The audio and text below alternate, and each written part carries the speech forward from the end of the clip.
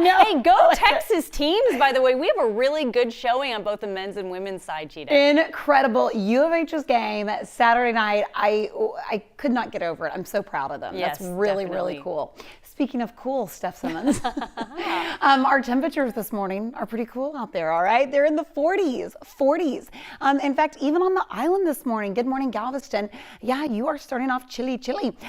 Grab the jacket. That northwest wind is actually going to stay with us for much of the day today. Now, even though it's calm, there's still a northerly wind, so it's still going to make it feel even cooler than it actually is. Now, take a look at the day part planner. Gorgeous. 40s this morning. I have your TrueView Skycast in place. Notice not a cloud in sight. So high temps today build to 74.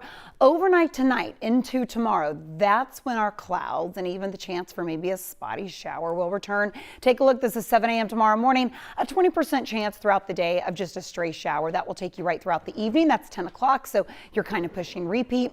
Wednesday, our cold front moves in, so some of the rain will be a little bit more organized. Even an isolated thunderstorm will be possible right through your afternoon. It should clear the coastline. And then we really clear out for Thursday and Good Friday. Take a look at your 7-day forecast as we head into Easter Sunday. A 10% chance of maybe that stray shower. We will talk more about that Easter forecast in just a little bit. Steph, I'll send it on over to you. I can't hop on over, Easter Bunny. I can't believe, I was just going to say, I cannot believe Easter is